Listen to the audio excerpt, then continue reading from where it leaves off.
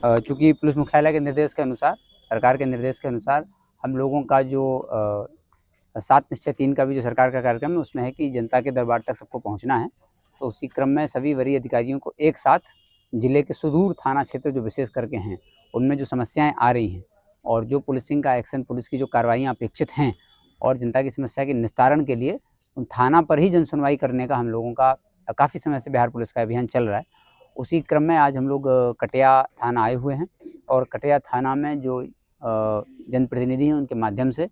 गाँव-गाँव तक ये सूचना पहुँचाई गई थी और जिन सब लोगों को समस्या थी, चाहे वो थाना से समस्या हो, चाहे वो केस के इस पर्यवेक्षण में हो, चाहे लोगों को लगे कि हमारी ज़मीन विवाद में उचित कार्रवाई नहीं हो पा रही है, तो पुलिस की तरफ से जो अपेक्षित कार्रवाइयाँ हैं, उन सभी का निस्तारण के लिए आज यहाँ पर जनसंवाद कार्यक्रम कटिया थाना में SDPO Hathua, circle inspector Mirganj, SHO कटिया के साथ किया गया है। इसमें मुख्य रूप से कटिया में जो समस्याएँ लोगों ने बताई हैं, सामूहिक समस्याएँ भी इसमें चर्चा हुई है। ट्रैफ़िक की एक बड़ी समस्या है यहाँ पर, तो 2-3 स्थान है जहाँ पर हम लोग को ट्रैफ़िक का कुछ अरेंजमेंट करना होगा, तो उसके लिए हम लोग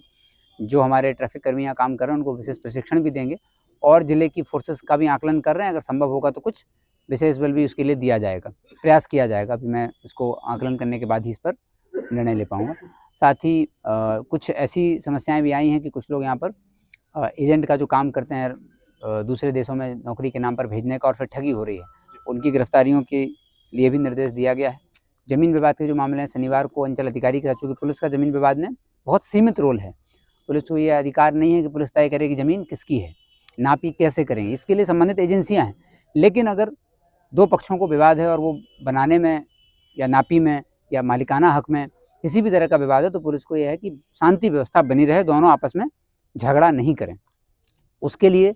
निरोधात्मक कार्रवाइयाँ हैं और यदि कोई बल का प्रयोग कर करके उसको तोड़ता है, तो फिर एफआईआर दर्ज करने की भी कार्रवाई, कानूनी कार्रवाई की जाएगी। इसके संबंध में भी काफ़ी शिकायतें प्राप्त हुई हैं। थाना प्रभारी महोदय, इंस्पेक्टर साहब और एसडीपीओ साहब पहले से देख ही रहे हैं, मुझे उम्मीद है कि अच्छे से ही देख रहे हैं